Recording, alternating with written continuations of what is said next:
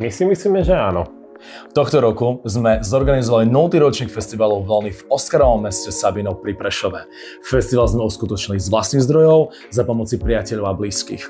Prišli stovky ľudí, za čo sme vďační. Pozrime si video. Chceme v tom pokračovať. V roku 2026 plánujeme zorganizovať vlny vo viacerých mestách na východnom Slovensku. Viac umenia, viac svetla, viac všetkého.